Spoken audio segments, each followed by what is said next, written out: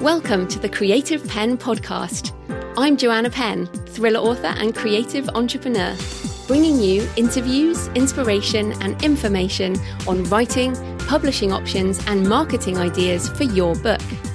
You can find the episode show notes, your free author blueprint and lots more information at thecreativepenn.com, and that's Penn with a double N. And here's the show. Hello creatives, I'm Joanna Penn and this is episode number 516 of the podcast, and it is Saturday the 14th of November 2020 as I record this in a very big rainstorm outside here in Bath. So today I'm talking to Meg LaTorre about creating video for book marketing and YouTube for authors. But we also discuss Meg's experience in the publishing industry and multiple streams of income. Meg has some income streams that even I don't, and I have so many. So I learned about some new ones, which was great. So that's coming up in the interview. In publishing news, the whole ACX/Audible situation has bubbled over this week, and they emailed the community apologising for some truly unacceptable wait times, and they basically said that we are once again making new projects submitted to ACX that meet our audio submission requirements available to listeners within 30 business days, and continue to adjust internal processes to make your projects available for sale even faster. Now, they say this and apologised, but of course, I've had a book there now over 6 months in their queue. And so I emailed them and quoted from their email. And I have not heard back yet, but they're well over 30 business days. And they can't tell me when my project will go through. So very interesting. We've also heard, I've mentioned this before, there's been this thing going on about returns. And the letter said, in addition, we've heard from members of the ACX community who are concerned about Audible's overall return policy. While this customer benefit is for active members in good standing and suspicious activity is rare, we take your concerns very seriously and are actively reviewing the policy with this feedback under consideration. It's interesting, they're calling this a customer benefit, which is that customers can return an audiobook even if they listened to the whole thing and enjoyed it, and we don't get paid. Basically, it counts as a return. What they have done is they've said to show our appreciation, for the month of December 2020, we'll pay an additional 5% royalty on all sales of your ACX audiobooks. But of course, that means they actually have to be there. Yes, so they have acknowledged the problem. So that's really good. Let's say that is excellent that they've acknowledged the problem. That doesn't mean it is fixed, but at least we have been heard. However, clearly this is not enough, because last week the Alliance of Independent Authors revoked ACX as an approved self-publishing service until their ill-conceived audiobook refund policy is reversed. And I'll link to these various posts in the show notes, but they say in a Twitter stream, Audible readers can now return audiobooks for a full refund up to a year after purchase, and the app even has a handy return book button, which means if you have an Audible subscription, you can basically have unlimited listens, but authors and narrators do not get paid. They also say, the Alliance says, Amazon's ACX.com claws back any lost revenue from the audiobook authors, adding possible illegality to injury. It won't tell authors how many returns are happening under this no-quibble refund policy. And Susan May at susanmaywriter.net has an article about the detail of the returns policy with screenshots giving some evidence on this. Of course, this is all alleged, although their refund policy, as they say in that email to all of us, does say this is a customer benefit, which it's a customer benefit, but we don't get paid. And that certainly was not in the original contract. So I think this is not, I don't think this is going to change. I think that Audible needs to compete with the unlimited subscription models, but what they should be doing, of course, is renegotiating the contracts so we get a micro payment. If they want to be an unlimited service, then we should get paid in the same way we get paid from the other subscription models, which is, yes, you get paid a lot less, but you get paid for listens. So if someone doesn't need to return something, it's part of the unlimited. So I really think 2021 is going to be a big year in terms of a shake-up in audio. I think this is just the start of some of the stuff that's going to go on with Audible. But the Alliance of Independent Authors essentially revoking their approved self-publishing service status is very interesting. I personally am now only using findawayvoices.com, even for Audible distribution. I originally, of course, when ACX first launched, they were the only option. So I went all in with ACX.com in around 2014 when they opened up to UK. Then a couple of years ago, when Findaway came along, what I was doing was putting my Audible books into acx.com and going non-exclusive and then putting them into Findaway for the other markets. So I've been a sort of two service approach for a couple of years, and now I'm going all in with Findaway Voices, which will still make my audiobooks available on Audible eventually. But it does mean I can be on all the other services as well. And I was talking to Jonathan about this. We just went for a walk, luckily, before the storm arrived. And I was saying, this is, because I've been in this space for so long, of course, I jump on whatever the latest thing is that I see an opportunity in. But that doesn't mean I can't change my mind. And as newer and better things come along for authors, I'm going to jump on those too. So what I would say is, if you find a quote from me about something, check the date on that quote, because things change. Or email me and say, do you still recommend this service? And if I still recommend a service, I will tell you. If I don't, I will tell you. But it's impossible to remove one's comments from history, especially in this day and age. So what I would say is, right now, my choice is purely Findaway Voices. And I do think that 2021 is going to be a big year. The Alliance of Independent Authors also has a really good blog post this week on the ultimate guide to levelling up your author business. And I'm particularly interested in this as I've just printed out the first draft of Your Author Business Plan, the book, which is, I'll talk about in a minute. Anyway, this Alliance blog post is brilliant if you're slightly more advanced in your author career. So you have an author business and you're ready to level it up. Now, whatever that means to you. And as Orna says in the post, if you want this life, so if you want an author business, you have to become skilled in 3 very different activities: writing, publishing, and business. You have to fulfill the expectations of your readers and followers, and you have to figure out how you're going to get properly paid and not find all the hours of every day consumed by work. And this is definitely the time of year to take a pause, have a look at what you're doing, what's working, what's not working, what do you love, what can you do more of, what do you hate but is necessary, so you might have to outsource that.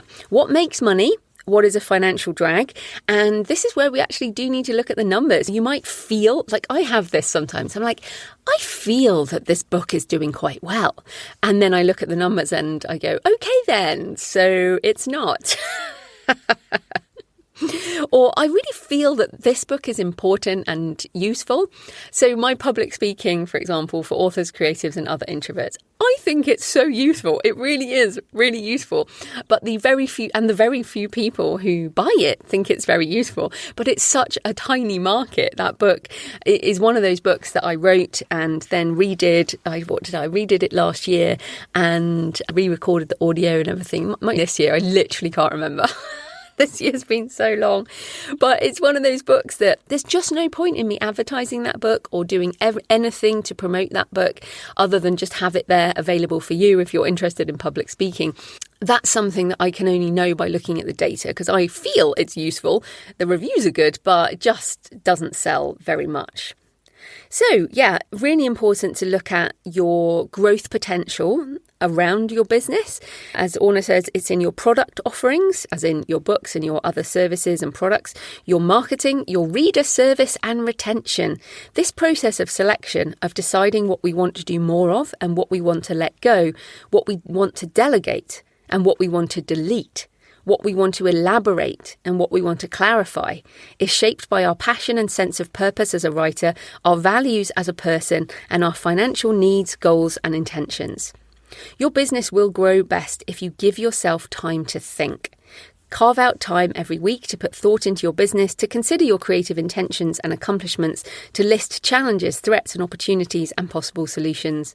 Meanwhile, books still need to be written and produced. Yeah, I think setting aside time every week is a bit much, but at least once a month or at least once a year. That's why I'm trying to get your author business plan out before Christmas so that you'll have that as a resource.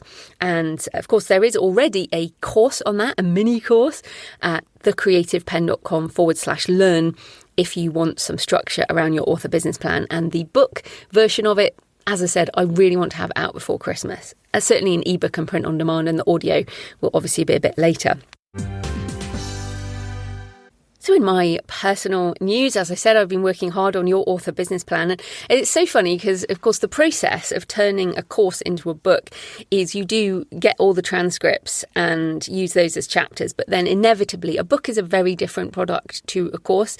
And it's just a very different presentation style. Again, the audio is different to a podcast, is different to a course, is different to a book. And so I have ended up writing a lot, thinking about how to put things that aren't so visual, because of course the course is very visual, but this is on the page. And also I think about the audio narration, so I have to be very careful how I phrase things and how I write things because I don't have a diagram to show in audio. So that's really the way I'm thinking about it now. I definitely think it is a challenge to turn a transcript into a book. Like those people who have a blog, you don't just take a podcast or a blog and just paste it into a book and publish it. That's not a book. So it's very important to me that this is a different product, that this is a complementary product, a useful product. And so anyway, as ever, it's turning into more than I expected, but it will be coming. We are locked down. The weather is horrible. So what else have I got to do? Tree of Life came back from my proofreader. So that is in finishing energy. So I've been doing a first draft. I've got a printed first draft of a non-fiction book. And then Tree of Life came back. And with a proofreader, you're really hoping that there's not much. And of course, there wasn't. But a couple of the things that my proofreader, Wendy, picked up, I'm like, oh, she always saves me. Even though, and I love Pro Writing Aid and I use Pro Writing Aid before I send it. But it's stuff that software will not pick up because it's more about meaning. And she even picked up an issue with some of my Portuguese, which was brilliant.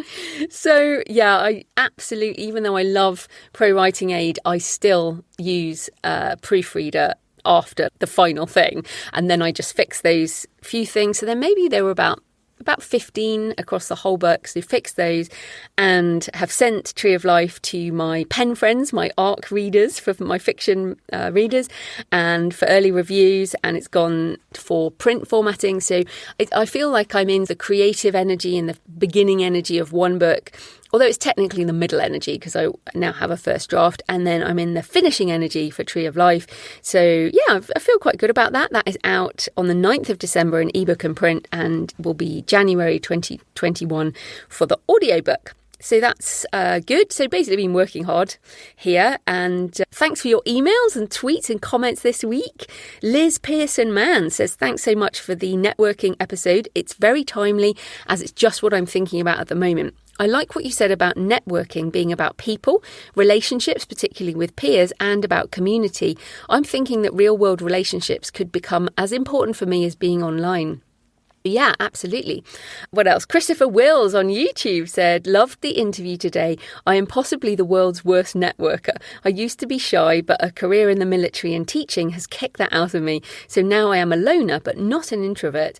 Dan sold a book to me from this great show. Yes, podcasting sells books, which is fantastic. And Sarah Louise, SL Novak writer on Twitter, says, great episode. I went to the SPF show this year, that was in London, and met Joe Penn, Dan Parsons and Sacha Black. It was my first author event and I was so nervous.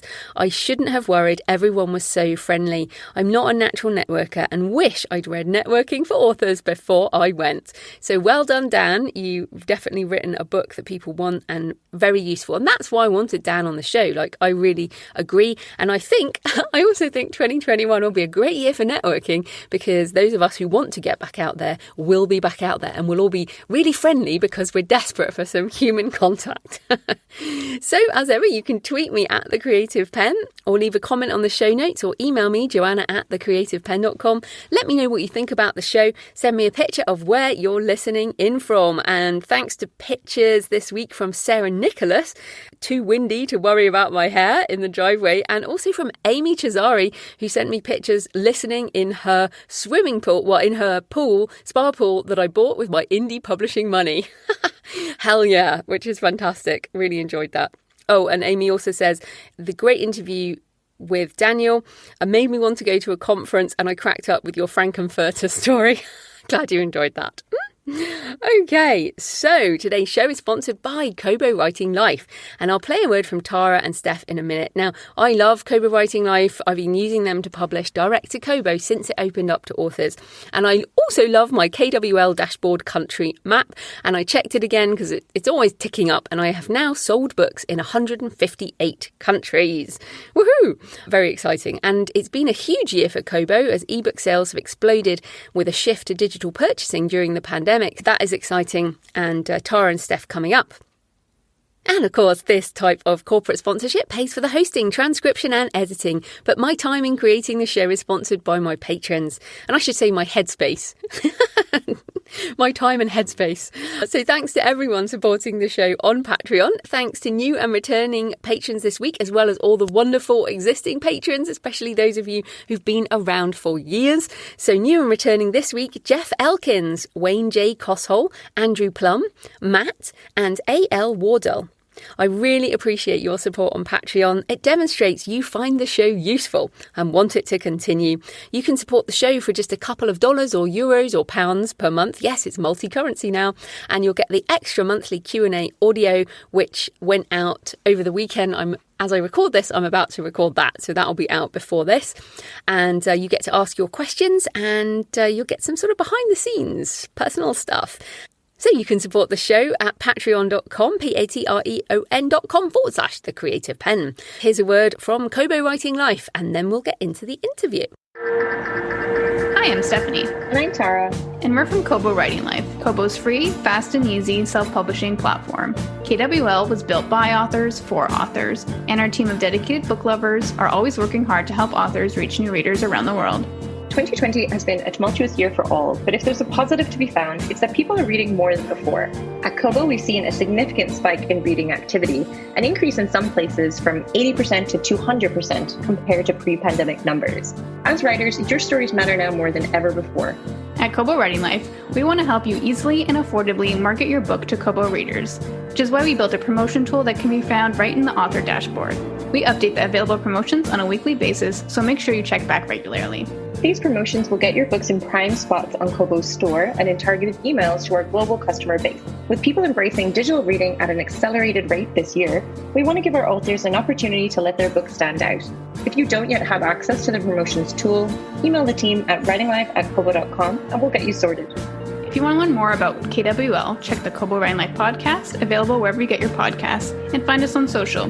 You can create your free account at kobo.com/writinglife. Happy writing! Meg LaTorre is a best-selling science fiction and fantasy author, YouTuber at iWriterly, speaker and blogger.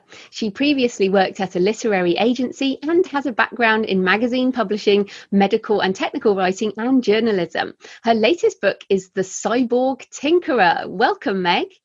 Hi, thank you so much for having me. Oh, it's great to have you on the show. So tell us a bit more about you and how you got into writing and publishing. Yes, absolutely. So like a lot of people, I've been writing since I was a kid. I always knew I wanted to write books, but I didn't actively start writing books until probably about 10 years ago. After I'd been working in corporate for a few years as a journalist and technical writer and eventually as a magazine editor, I applied for an internship at a literary agency, and I worked there for a few years and was eventually promoted from intern to literary agent apprentice, which at other agencies is basically the equivalent of an associate agent in that you take on clients, you go on submission, you negotiate contracts and so forth. And while I was working at the agency, I was writing my own novels on the side, and I started a YouTube channel. I actually started my YouTube channel because I saw so many writers making the same mistakes when querying. And I wanted to find a way to help educate writers so they had a quicker learning curve. And then eventually I left the agency due to personal reasons, and I kept on doing YouTube and writing my own books, which I guess leads to where I am today. Oh, that is great. And you said something I know everyone's ears have pricked up. You said you saw writers making the same mistakes when querying. Yeah. So I know people want to know what those are now. Yes, absolutely. So when you're querying, usually you send a query letter, your opening pages, and a synopsis to a literary agent. Every single agent is different. And I think the biggest mistake that I saw writers making when they were trying to get a literary agent is that they did not read the submission guidelines. So maybe they would send a query letter and the first 4 chapters when the agent asked for a query letter, first 5 pages, and a synopsis. So they'd be missing materials that the agent asked for. They'd be sending the wrong materials. I saw tons of people would just be like, here is my manuscript, and they'd attach a document. And when you're opening a lot of documents and getting a lot of emails, after a while you're like, does this have a virus in it? And so you don't necessarily want to open those big documents. So not following the submission guidelines was a massive thing, because if you can't follow instructions, that probably means you're not going to be a great person to work with, generally speaking. So I think that was one of the biggest mistakes. A lot of people weren't starting their stories in the right place. And so that was something that I saw a ton. There were other things too, but I would say that not following submission guidelines was interestingly the biggest issue. Which is crazy, because they're on the website, or where it's there. Generally, most agencies will say this is what we want, and you're failing before you've even gone through a hurdle. It's kind of crazy that people do that. So that is a great tip for people, is just read it. I get this as a podcaster. I get a lot of people pitching for the podcast who have nothing to do with what this channel is about. So I guess that's the same wherever. But I did want to ask you, because you obviously, so you're working in this agency, you've worked in different sides of publishing. How did what you learned there come over into your own writing life?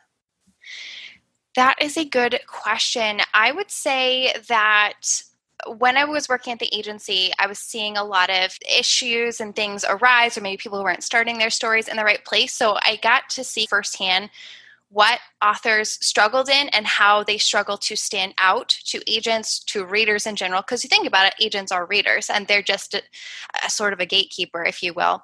And so for my own stories, I basically was like, all right, here are the mistakes that authors are making. I need to navigate those better. I need to address where to start my story in the most gripping way possible, because if an agent's reading your first 5 pages, you have paragraphs to catch them. I was like, okay, I can't meander, got to get right to the thing. So I would say that really educated me. I would also say that I saw a lot of in certain genres, things sell really well. There are certain tropes, there are certain story types that sell really well in traditional publishing. And then I was noticing there were certain stories that didn't sell well. So steampunk didn't sell well in traditional publishing, and that's something that I love and that I write. And so the indie space became much more appealing for me because of that reason. But I would say that basically learning the insides of traditional publishing made the brightest stars in self-publishing seem even brighter, but there's like kind of pros and cons to each side, if that makes sense. And I think I'm rambling at this point, but I hope that answers your question. No, I think that's great. And it's so interesting that you say that about steampunk. I saw a lot of steampunk authors a few years back. It's not a genre I read anymore, but I was in New Zealand, and New Zealand is a huge steampunk sort of loving nation. I didn't know that. Yeah, they have a massive steampunk festival down there in the South Island. So yeah, anyway, whatever. Back on publishing, people listening. But I'm interested. So you saw what was going on in indie, but you were very much embedded in traditional publishing. So what do you feel is the attitude towards independent authors, and have things changed? Yeah, I think that when I started, it was in 2016, and essentially since 2016 to now, it's 2020, I've seen the rise, for lack of a better word, and the legitimacy of self-publishing. So I would say more indie authors are publishing professional, high-quality books that if you didn't know what to look for, like on the copyright page or whatever, they really look no different than traditionally published books. And so the books are edited, the covers are gorgeous, the stories are well written, and so forth. And I think things have changed a ton since that time, because I think there's also been the big rise in online book sales. More and more people are moving toward purchasing books online versus a brick and mortar bookstore, which is what traditional publishing relies heavily on. And then I think self-publishing has always been a valid path for authors, but I think there have been trailblazers like yourself who've proven that you can find success and financial freedom by going the indie route. Like, traditional publishing is no longer the one and only option. And then there are certain genres, so getting back to steampunk, and types of stories that perform better in the indie space than in traditional publishing, at least so far that I've found. And keep in mind that I'm sure you know this, but I guess for listeners, that the marketplace is constantly shifting. So what might be out of favor right now will come back in favor at some point. Like, for a while after the Twilight Saga and the Vampire Diaries and all that sorts of stuff, vampires were massively out of favor for a few years, and they're coming back now. So everything cycles in and cycles out. But right now in 2020, steampunk is a little bit of a tough sell in traditional publishing. So that's one of the reasons why I thought my debut novel, The Cyborg Tinkerer, would do better in the indie space. But yeah, I just think that the indie space and traditional publishing, authors have so many options. So if you really assess your author goals, what you want to accomplish out of each book, and then where you think your skill set kind of meshes really well, you have a lot of great options, in front of you. And I wondered, what do you think in terms of personalities? Because I feel like some authors are better suited to being traditionally published, and some authors might be better suited to being independent. You obviously have done a lot yourself and made very active choices, but given the people that you would have seen within the literary agency, what are some of the sort of personality aspects of people who thrive in traditional publishing or people who thrive in indie? I think that's a really interesting question, and there's tons of different reasons why someone might thrive in traditional publishing versus indie. I would say let's start with the misconception before we get into the things that might be a reason you might succeed in one path over another. But the biggest misconception is that you do not have to do any marketing if you're going to be traditionally published. If you're going to be traditionally published, you have to market. You don't have to do as much marketing, because if you're an indie, you are the one and only person marketing your book unless you hire a PR company. But if you're in traditional publishing, of course, your publisher is going to do some stuff, but they are going to expect you to also pull your weight. So I think a lot of authors usually think traditional publishing is the best route for me because I don't want to market. Unfortunately, you have to do it either way. If you really you'd like the help and you don't want to do 100% of the marketing, that might be an appeal of traditional publishing. Another big appeal, or rather, I think an author who is wanting to be involved in every part of the process. Maybe they're a little bit of a control freak, like I totally am. So it's totally cool if you're listening to this. But I would say if you are, you're probably going to struggle in traditional publishing because publisher has final say for everything. They might get your input during various parts of the process. They might ask you questions, but push comes to shove, you sold your rights to them, they get the final say. Unless you revert the contract and terminate that relationship, and that can be, tough and a long process. But so I would say if you are really wanting to be in creative control, indie might be the best route for you. If you are pretty chill and you're like, I don't really care what the cover looks like, sure, I'd like to be involved, publisher knows best, let's just let them handle it, then maybe traditional publishing might be better for you. Then there's genre and age category considerations. What are you writing? If you are writing a dystopian story that in the flavor of Divergent, The Hunger Games, etc., those books are out of favor right now. So maybe the indie market is best for you. There's other examples, age categories and genres that tend to perform better in one avenue versus another. I think if you really want to get in bookstores, it is absolutely possible to do that as an indie. However, that's really part of the business model in traditional publishing. So if your goal is to get your books into bookstores, maybe traditional publishing, but keep in mind, there's a shelf life. So if your book does get into a bookstore, it's 6 to 12 months and then your book's out of there and the new books are coming in. So lots of things, pros and cons for each side to consider. I think that's the most important thing, is that there are pros and cons, and those are pros and cons both for the author as a person, they're also for the book that you're selling? For example, and the project. So as you say, this steampunk novel for you might not be the right thing to pitch, but in the future you might decide there's a project you want to pitch. And I think that's the way we need to look at it, is think about it per book as well as across your career. You can do lots of different things. Exactly. My steampunk is a series, and theoretically I should be working on book 2. Creative Muse can be a fickle lady. I'm working on something totally unrelated, but it's like a fantasy romance, and those are performing well. So I might query that book in the future. So I think it's really important to look at it as like a per book, per project basis, and then study the marketplace before you make your decision. So let's talk about YouTube, because your iWriterly YouTube channel has nearly 70,000 subscribers, and that's, super impressive. I've been at a YouTube channel for 11 years, and I have less than half of that. But I go backwards and forwards on video. I struggle with it. I don't particularly enjoy it. I find it very tiring. And many people say if you're an author or you're aiming at readers are reading, so why would they watch video and then pick up a book? So I want you to tell us, why do you focus on video and convinced authors that video might be a good idea? Yeah, just a quick thing. I've been watching your YouTube channel for years, and I absolutely love it. Don't discount yourself. You're doing great. So, of course. And okay, enough of fangirling. Let me get to the question. So as far as how YouTube sells books for me, before I get into how it you can sell books through YouTube, or why to YouTube, and how I've sold books specifically, I just want to lay a quick foundation for using YouTube for authors. I'm in the AuthorTube space, which is essentially a niche on YouTube where creators make videos about writing and publishing books. So this is different from BookTube, which is a niche where creators talk about the books they are reading.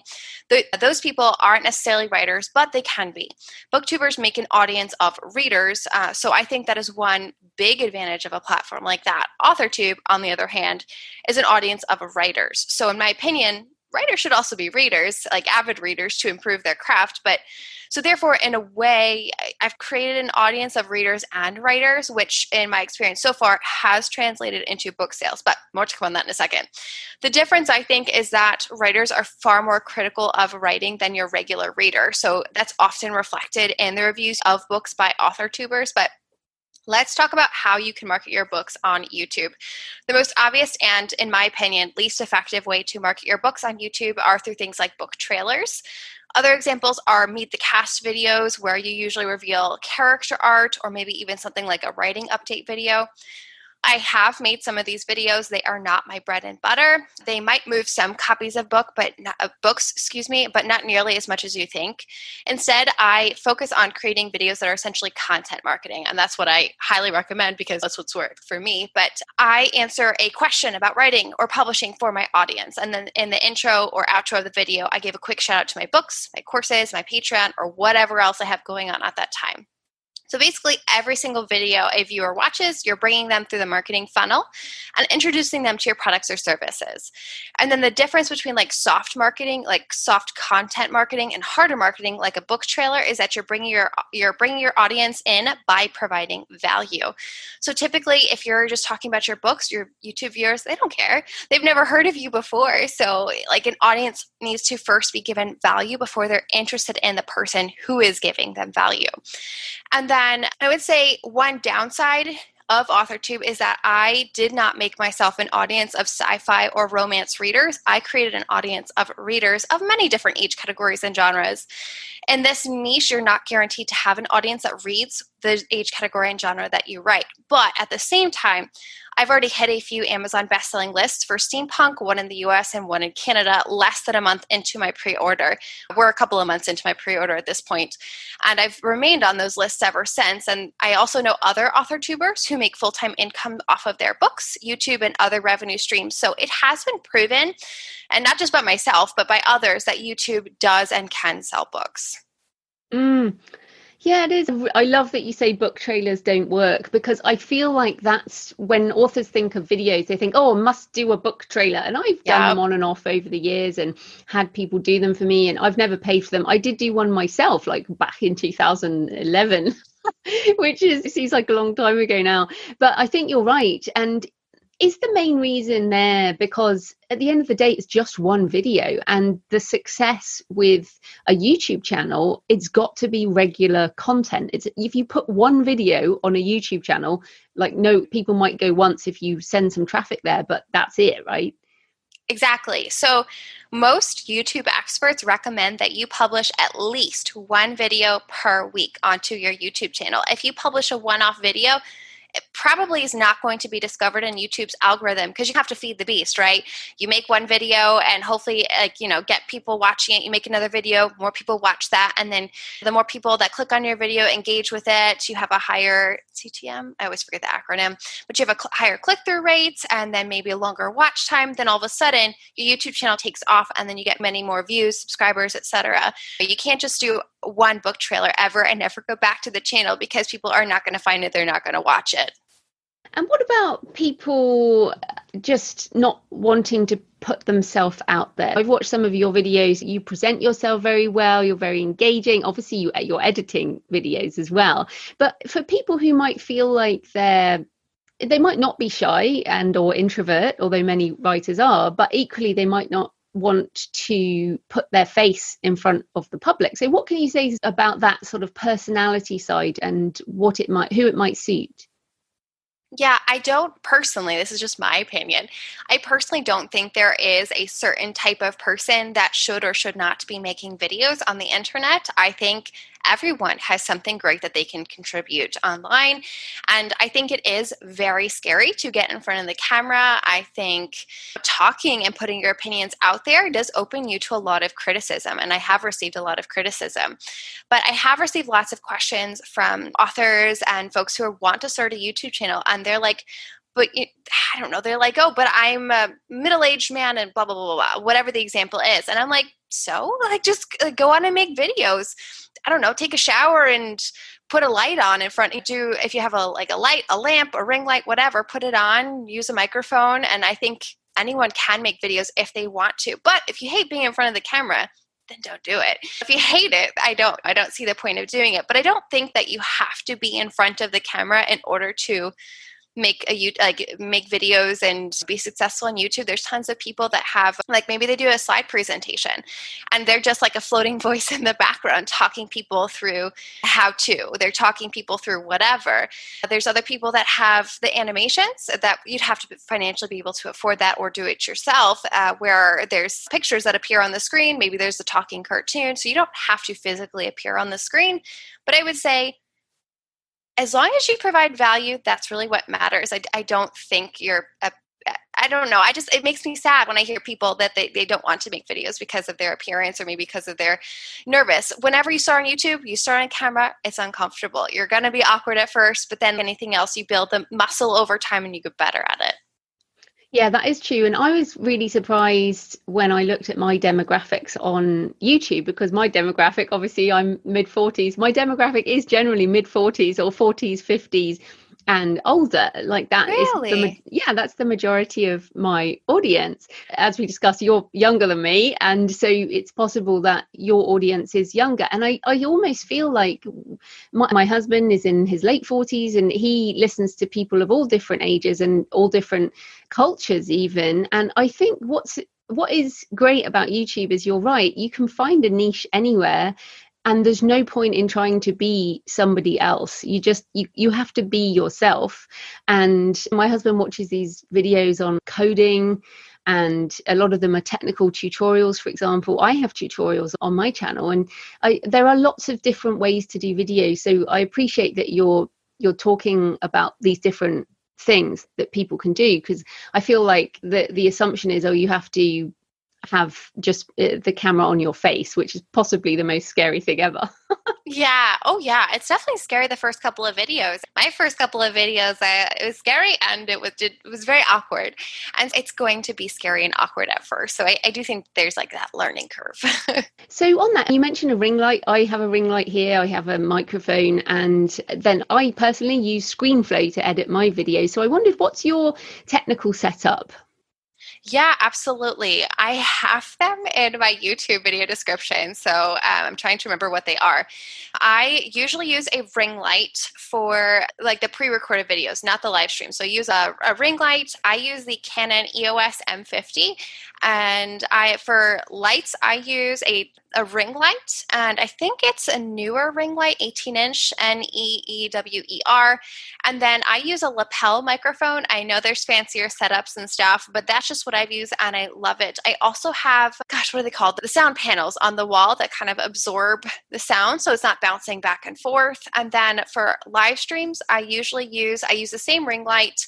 I use my computer's webcam. I tried out a ton of different webcams and none of them were as good as my computer's webcam that was built in. I have a MacBook Air. I think it's 2018.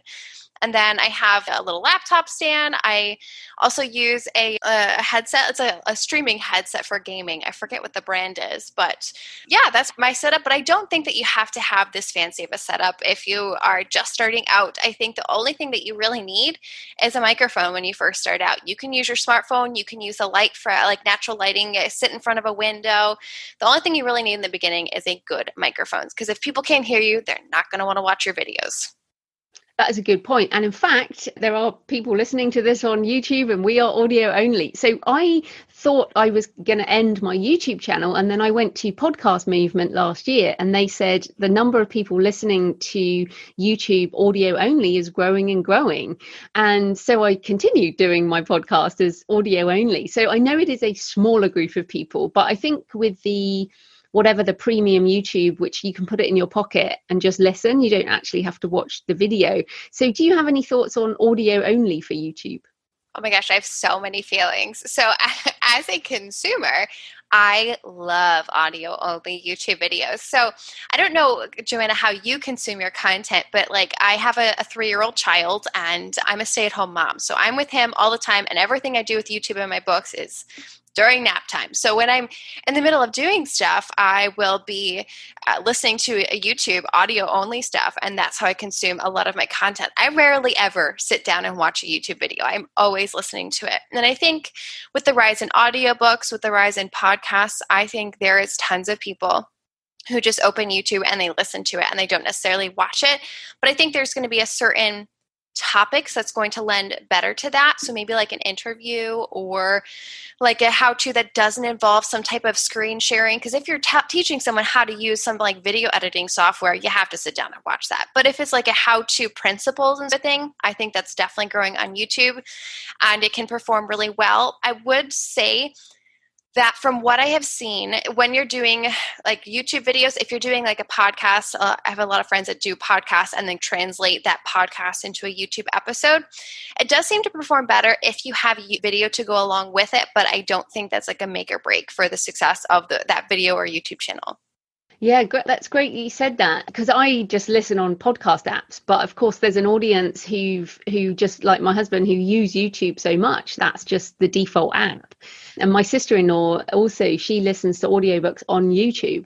And I just, it's incredible. We have these assumptions around how people consume whatever they consume. And so often they're wrong. They're just based on what we do.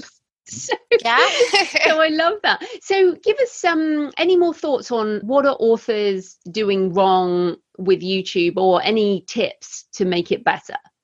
Absolutely. I think many authors post videos about their books or about themselves without thinking about creating content for an audience. In other words, they're making content for themselves rather than for an intended audience.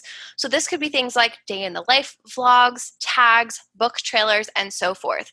As I had said before, if the audience doesn't know who you are, they probably are not going to care about your books, what your daily life looks like, and so forth. So I think that you need to provide a value to an audience first and foremost. Answer a question, entertain them, educate, inspire, whatever.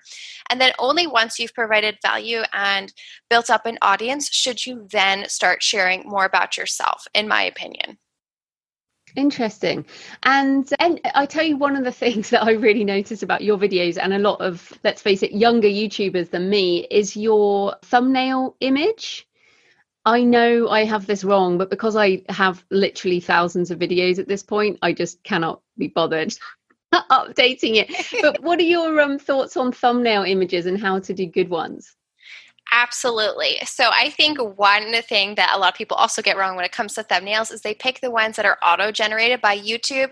And let's be frank, none of those are cute. No one looks good in those. It's always like you're halfway talking through something. And the thing with thumbnails is you have basically two chances to catch a reader's attention. And I think it's CTM. Darn Skippy, I can never remember the exact acronym, but on YouTube, it is a very highly valued thing where essentially is if your thumbnail or your video appears in front of a viewer on YouTube, if they click it, then that goes towards that percentage. And the higher the percentage, the more YouTube's going to recommend your video. So it's really important that you have an awesome thumbnail and video title.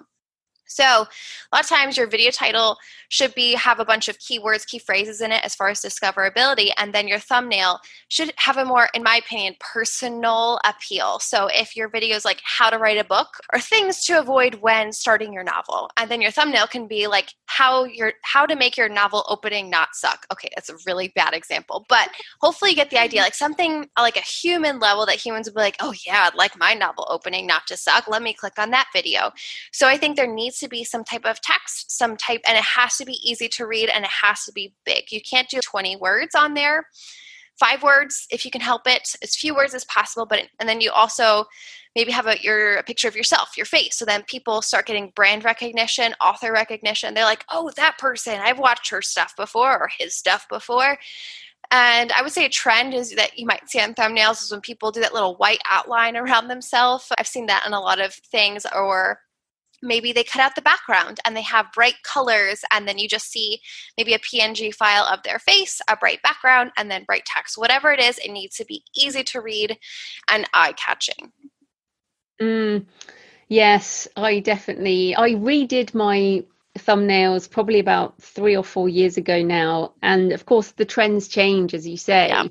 And the sort of more regular YouTubers obviously now update things as they go and everything. So I think it's important to be clear that YouTube is its own ecosystem. And if you want to do well on YouTube, you have to focus on it as your primary thing, right? Because it can be all encompassing as well. Obviously you're writing and you've got your child and you've got your life, but if you want to do well on YouTube, you do have to focus on it. Absolutely. I think YouTube is a marathon and not a sprint. So if you want to be on YouTube, you got to be on YouTube. Post a video every single week. Show up. Even if you're exhausted, even if you know that you're going on vacation next week, record 2 videos the week before. Have that ready and set to go. Or for 3 weeks or whatever it is. Like, plan ahead, so in that way you have to teach YouTube's algorithm to start picking up your video. If you don't show up every week, then it's going to be a lot harder to get discovered. I think I was making videos for about 2.5 years before every single week I was posting videos. For 2.5 years before YouTube picked me up, and then my channel grew from 3,000 subscribers to 33,000 subscribers in 1 year. That was 2019. 2020, I'm already at 70,000 subscribers. So you have to show up every single week, make content, and then hope that, YouTube's algorithm picks you up. You have to learn the rules in order to be discovered. And that's no different with our books, of course. Like, we all understand the things we have to do with our metadata and our content. And it's the same if you have a podcast. And I think this is just true of anything. And to build a brand, as you mentioned, brand recognition, it is not an overnight thing. It does take time. So what is great, though, about YouTube and like this podcast as well, is that you are doing content marketing that can sell books, but you can also bring in income in other ways. So when I was looking at your channel, I noticed you have ads, you have all kinds of different things. You have Patreon, you have lots of things. So tell us, how do your streams of income work for your business and your YouTube channel? Yes, absolutely. So I will just run through a couple of the different streams of income. And personally, I want as many passive streams of income as possible versus active streams. I have what's called AdSense on YouTube videos, and that's where companies will put advertisements at the beginning, middle, or end of the video. It's usually the skippable or non-skippable ads that you see at the very beginning of the video.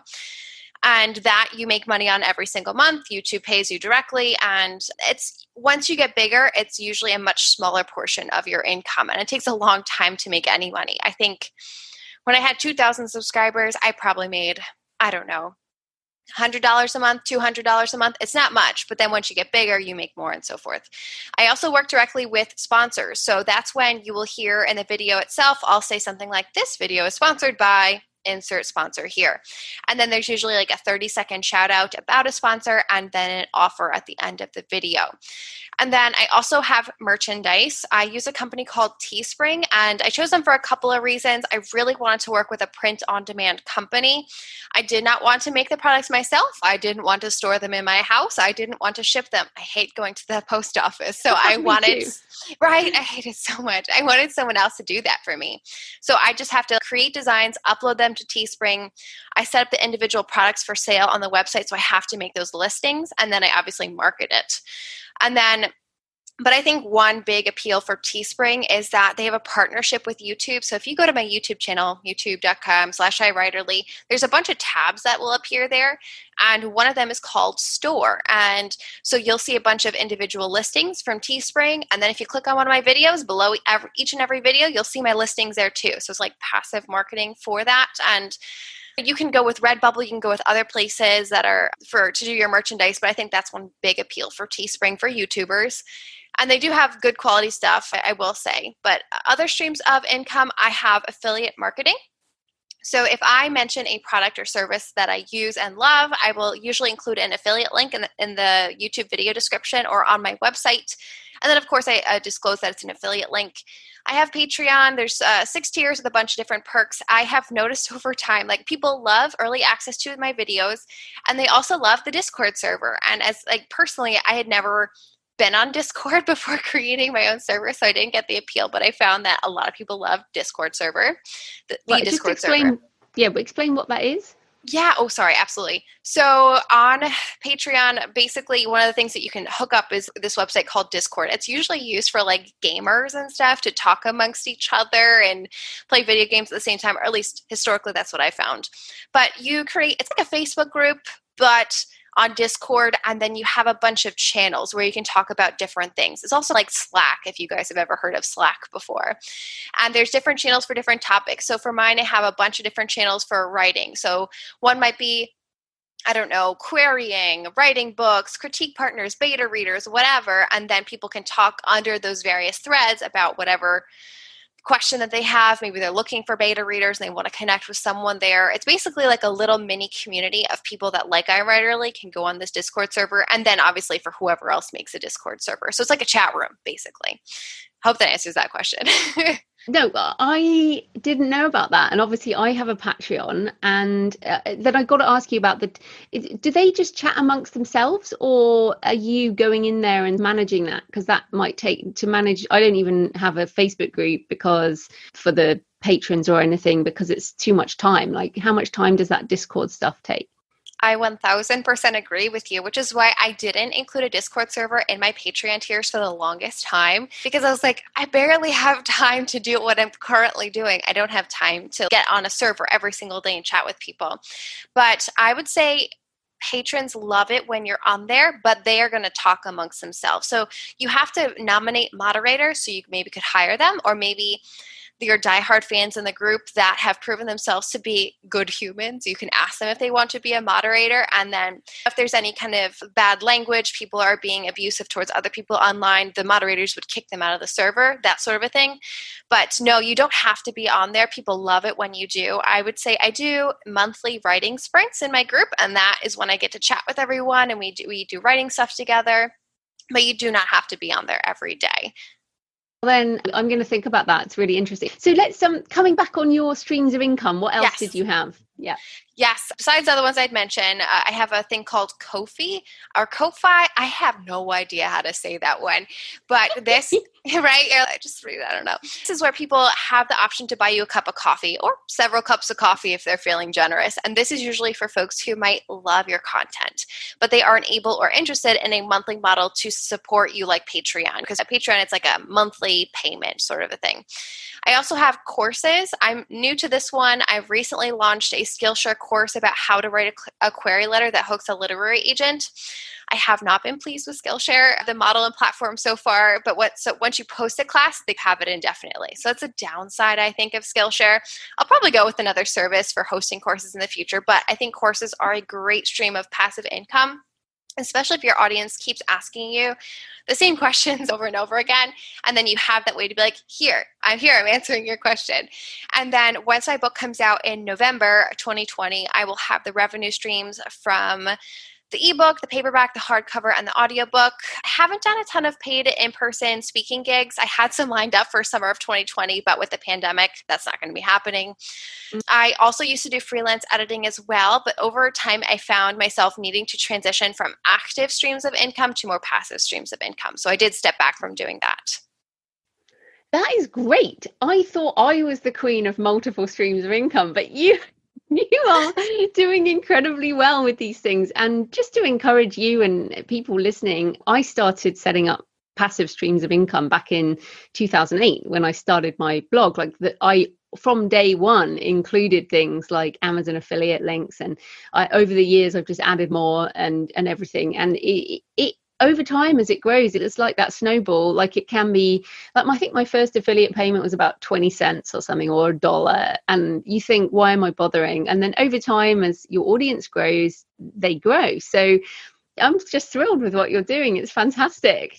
Thank you. I'm super curious if I'm allowed to ask a question.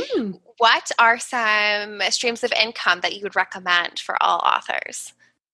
I think you're doing exactly what I've done. I think the affiliate model is something that people forget a lot. Anything where you can, if you link to a book, even, and I know it's cents, it really is just a few cents, linking a book with an Amazon link, or using a Kobo has an affiliate, so does Apple. Google also has affiliate links. So all of my books on my sites are linked through affiliate links, so that basically there's just an extra few cents on every single click. And then, as you've done, like I noticed you Pro Writing Aids sponsored one of your shows, and I love that software, or Scrivener software, other software that you can get that you actively use and love. And if you're building great content like you are, then you can generally get affiliate relationships with things. And obviously over time you build up relationships and you can get better opportunities, but you have to start somewhere.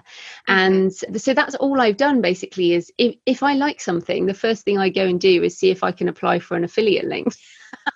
Yeah, it's so smart, because I personally am a believer that affiliate links should be products that you love and use, not just any product to make money. Oh yeah, no, they have to be. They have to be something you love and use, and companies that you love. And the sponsors on this podcast, they're all companies I use and work with and have done for years.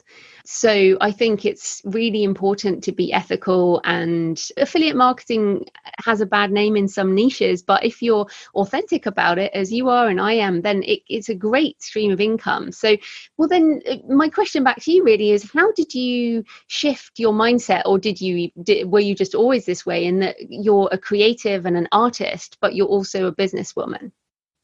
Yeah, I think so. I started writing books 10 years ago, and I remember feeling like when I first started that I was just shouting into the void, that there was just a lot of things going on, and it's really hard to stand out if you're just an author. And so I remember at some point being like, I need to do something else in order to make a brand or make a name for myself. And I stumbled into YouTube. It wasn't an on purpose thing, but I don't know, I just found that I wanted to help people. That was always one of my biggest goals and motivators, was I wanted to help and to educate people.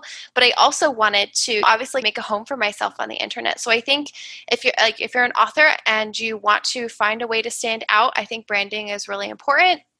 I think you need to make a home base for yourself on the internet. Yes, you should have a website, but maybe it needs to be something else too in order to grow your platform, essentially. Yeah, I think that's what you recognize there, is if I just have a book, then how do I stand out in that way? And that is the author platform thing is the perennial question, isn't it? It's what can I do and how can I reach people? A lot of people now are using more paid ads, I think, to stand out, specifically with fiction, I think. How are you going to incorporate the more, just book marketing alongside everything else you do? I need to get better at it is the short answer of it. I think so far I've relied pretty heavily on my content marketing, and I do have a sizable audience at this point, but at the same time, I do want to more actively use things like Amazon ads, Instagram ads, BookBub newsletters, and target readers in my age category and genre. So I do want to use those sorts of things in the future. I think personally, I've debated on whether it's worth it at this point. I have one book coming out, and I've heard that a lot of time the advertising works best when you have a backlist. So I'm like, do I just write a bunch of books and then pursue some of those things? So it's something that I want to get better at. But I think advertising or reaching out to platforms where they have an audience of built-in readers. So reaching out to booktubers that have an audience, like your target audience. So for me, it's like sci-fi readers, space opera readers, steampunk readers. So reaching out to them, asking if I can guest speak, I think that's something that I need to work on going forward. Oh, that's great. And you've got such a great channel that you have a platform to do that from. Like this show, if I had been pitched by someone whose first book was just coming out and that was the only thing about them, then clearly I'm not going to talk to that person. Yeah, it's a tough truth. That's everyone. I mean, I get pictures about that every single day. My new book is coming out, and it's like the rest of us. That's not newsworthy, but it's your ability on YouTube that I wanted to talk to you about, and you've given me some great ideas. So I'm thrilled about that. So tell people, where can they find you and your books and your YouTube channel and everything you do online? Yes, absolutely. So for social media, I am most active on YouTube at iWriterly. I also am active on Instagram at Meg_LaTorre, and then on Twitter at Meg LaTorre. I'm also on Patreon over at patreon.com/iWriterly. And then for more information about my newsletters, books, and other things I'm up to, you can visit iWriterly.com. Brilliant. Thanks so much for your time, Meg. That was great. Yes, thank you so much for having me. This has been an absolute pleasure. So I hope you found the interview with Meg useful today, especially if you're considering making videos to support your author career. And I certainly love hearing about some new forms of income. And Meg's book, The Cyborg Tinkerer, a steampunk fairy tale mashup, is out this week. So next week, I'm talking to Holly Wharton about cultivating a successful creative business mindset. Holly's been on my books and travel show talking about long distance walking, which inspired my recent 6-day pilgrimage. And she combines her love of nature with business principles. So that is coming up next week. Happy writing, and I'll see you next time. Thanks for listening today. I hope you found it helpful. You might also like the backlist episodes and show notes, available at thecreativeben.com/podcast. You can also get your free author blueprint at thecreativeben.com/blueprint. If you'd like to connect, you can tweet me at The Creative Pen or find me on Facebook at The Creative Pen. See you next time.